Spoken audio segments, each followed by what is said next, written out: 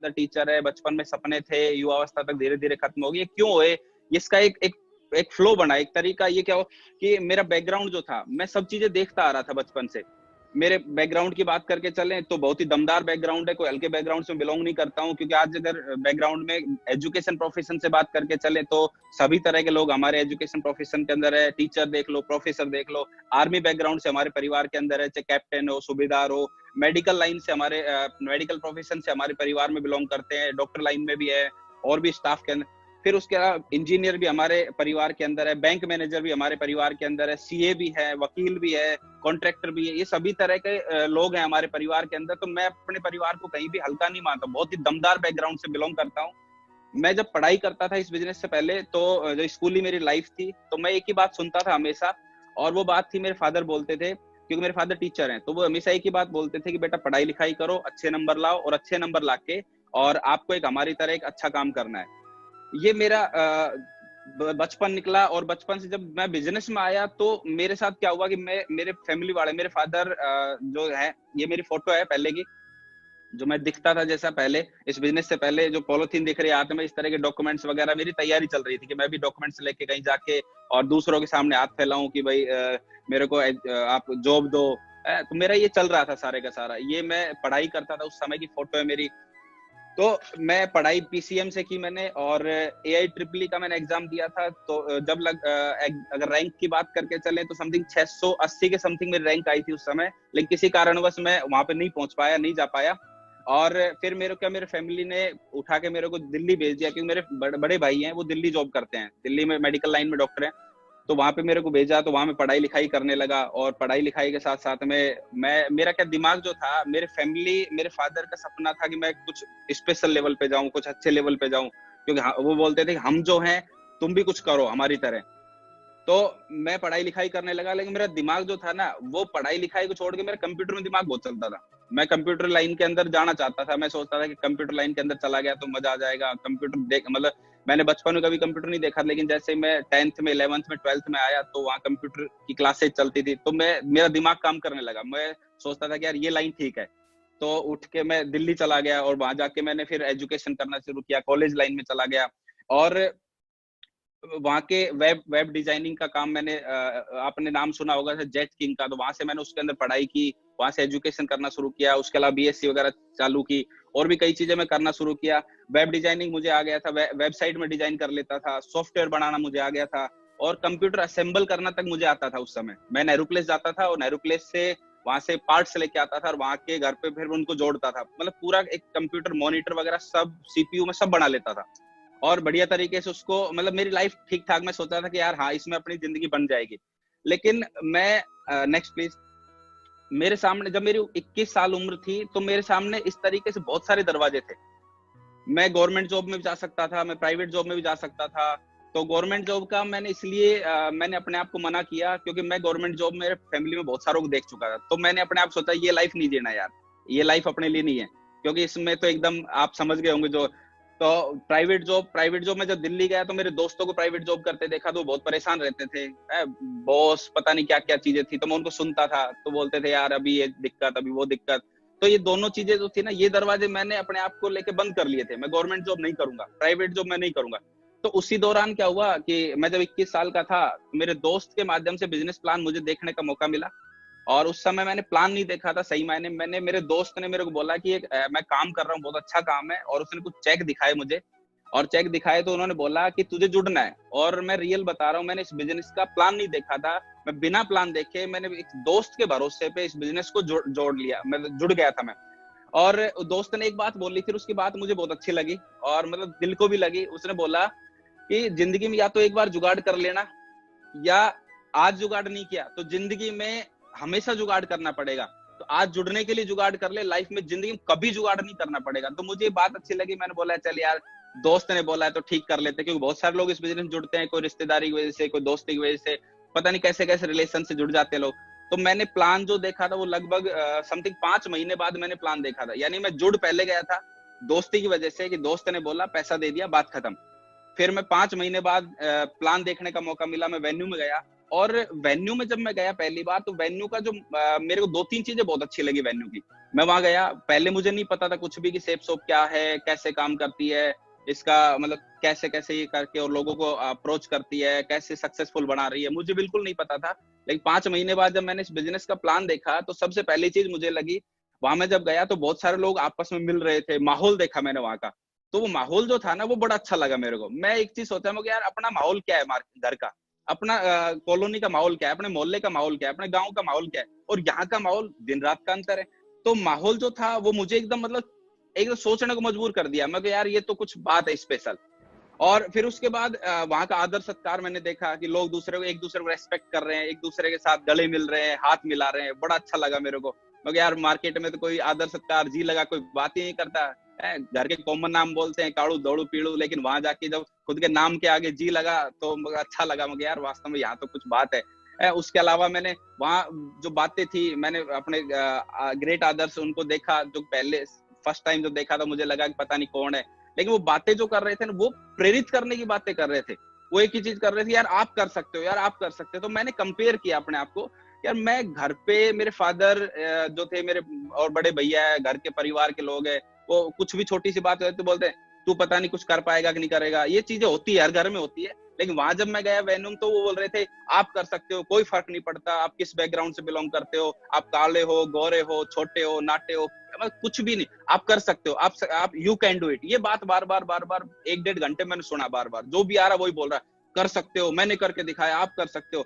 तो मुझे लगा यार माहौल अच्छा है यहाँ पे, आदर सत्कार बहुत अच्छा है, प्रेरित बहुत अच्छा करते हैं, तो इसका मतलब कोई तो बात है। क्योंकि ना मेरे जिस बिजनेस के अंदर में जब गया तो ना मेरे रिश्तेदार थे कोई भी, ना मेरे ब्लड रिलेशन में थे, सिर्फ मेरे दोस्त थे। मैंने जुड़ गया तो मैंने देखा मुझे यार अपना लूट भी लेंगे तो क्या लूटेंगे, है कोई अपनी जमीन नहीं बंटवा सकते, क्योंकि ना मेरे रिश्तेदार है, ना मेरे भाई बंधु है, कोई भी नहीं है, ना मेरे सगे संबंधी हैं, तो ये दोस्त है, तो इसका मतलब कोई तो बात है। इसलिए मेरे को लगा कि यार यहाँ रुकना चाहिए, करना चाहिए। और फिर एक खास बात देखी, वहां बातें सुन रहा था मैं, तो एक गांव में सुनते भी हैं, बड़े बुजुर्गों सुनते हैं कि संगत से आती है रंगत। तो मैंने एक चीज फील की, मतलब अपनी संगत क्या है, तो पहले ही संगत है कि दोस्तों बैठना, इधर उधर की बातें करना, टाइम वेस्ट करना, ये सब चल रहा था।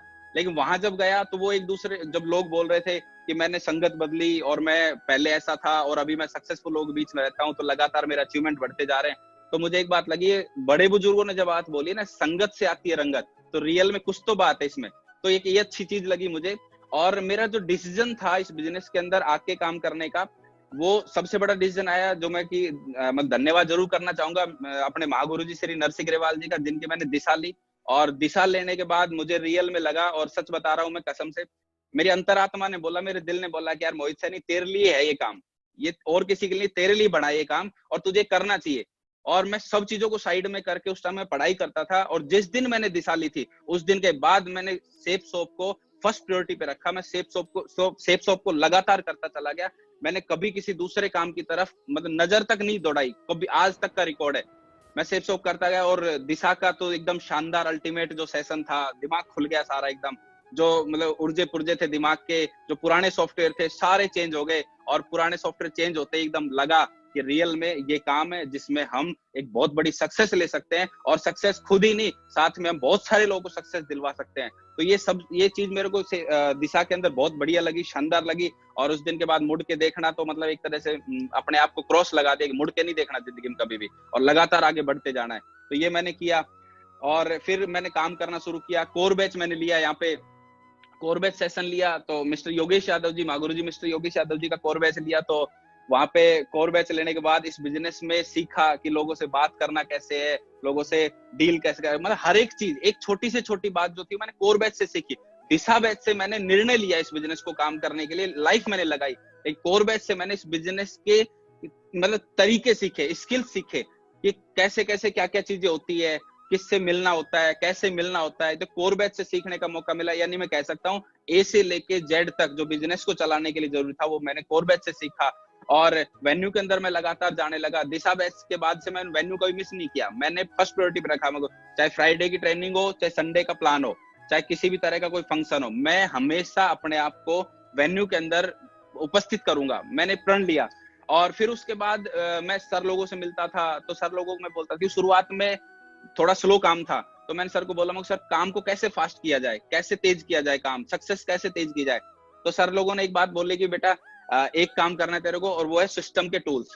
क्योंकि बोला जाता है कि आप कितनी अच्छी ट्रेनिंग ले लो, कितना शानदार आप कुछ कर लो, जैसे आर्मी का बंदा है उसको ट्रेनिंग दे के बहुत मजबूत बना दिया और उसको बिना टूल्स बिना हथियार दिए अगर बॉर्डर पे भेज दिया तो वो कभी जंग नहीं जीत के आएगा वो, क्योंकि जंग हमेशा हथियारों के बल पे जीती जाती है। तो सर लोगों ने मुझे बताया कि बेटा टूल्स का उपयोग भरपूर तरीके से करना और अपनी टीम में करवाना। और मैंने उसके बाद टूल्स का उपयोग, सिस्टम के टूल्स, प्लान फोल्डर, शुभारंभ, सक्सेस प्रोफाइल, ये सभी तरह के टूल्स मैंने, इनविटेशन कार्ड, एक भी टूल्स मैंने मिस नहीं किया और सब टूल्स को मैंने लेके और काम करना शुरू कर दिया। और सर ने एक बात बोली कि सक्सेस तेज चाहिए ना तो खुद यूज करो और ज्यादा से ज्यादा सिस्टम के अंदर जो आपके साथ लोग आ रहे हैं, जो आपके एसोसिएट आ रहे हैं, जो आपके पास भरोसा करके इस बिजनेस को जुड़ रहे हैं, आपको वो टूल्स हर शख्स तक पहुंचा के और उनको यूज करवाने हैं। तो मेरी ग्रोथ बढ़ना शुरू हो गई, वेन्यू में लगातार जाने लगा, कोर बैच में गया और फिर भेजने लगा लोगों को। मैं जो भी मेरे साथ जुड़ रहे, मैंने बोला कोर बैच जरूर करना भाई, और कुछ करना मत करना, कोर बैच में जरूर जाना। फिर दिशा बैच के अंदर जो भी दिशा आती थी मैं अपने यू के नीचे से मेरी टीम से लोगों को भेजना शुरू कर दिया। कहीं पर भी देश के किसी भी कोने में दिशा हो तो मैं 100% में अपने लोगों को पूरी ताकत लगा के छोड़ के आता था मैं लोगों को जा जाके वहां पे। सिस्टम के टूल्स मैंने यूज करना शुरू किया। तो ये सब चीजें होना जब शुरू हुई, ये चार काम जब मैंने शुरू किए तो वहां से मेरी ग्रोथ निकलना शुरू हुई।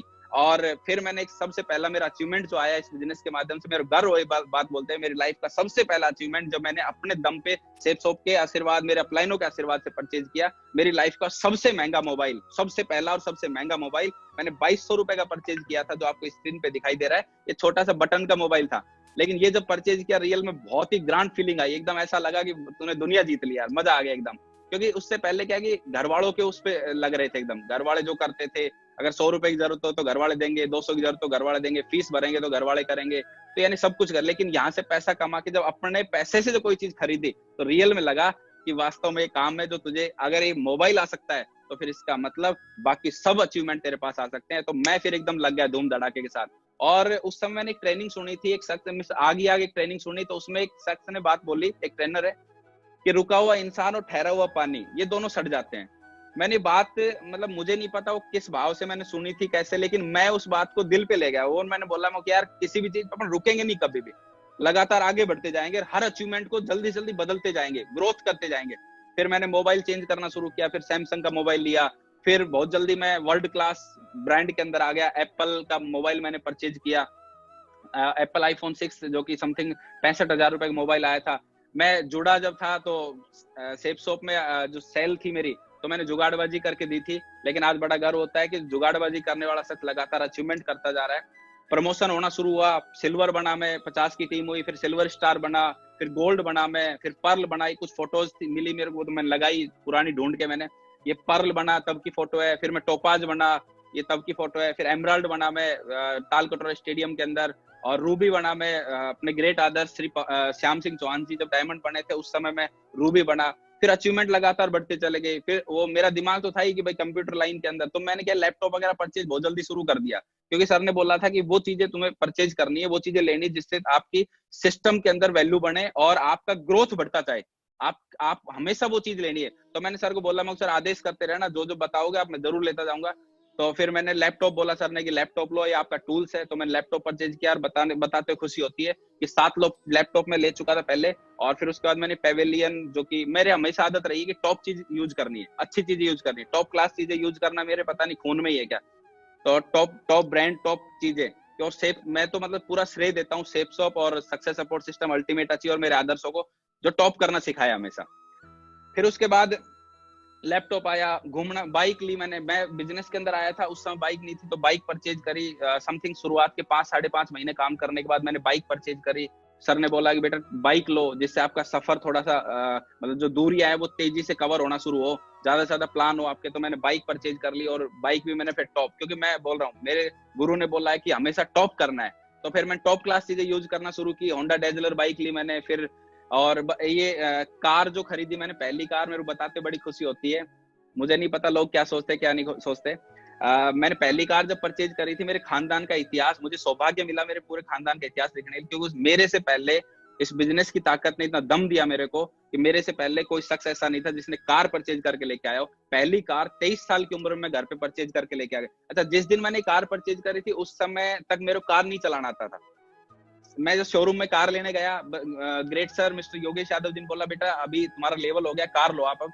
तो मैंने बोला सर आदेश करो क्या करना है। बोला एक काम करो, आप एक अमाउंट भेज दो और बुकिंग करवा देता हूँ। तो मुझे नहीं पता था कौन सी कार वो बुक करवाएंगे, क्योंकि अपने को कार से कोई लेना देना था नहीं। सुनते थे कि कार लेना चाहिए, कार लेना चाहिए, और सर लोग बोलते थे वेन्यू पे जिसके पास नहीं है कार उसकी जिंदगी बेकार। तो बुरा मत मानना बाकी लोग, लेकिन अर्थ जो निकलता है जिसके पास नहीं है कार उसकी जिंदगी है बेकार, यानी बिना कार।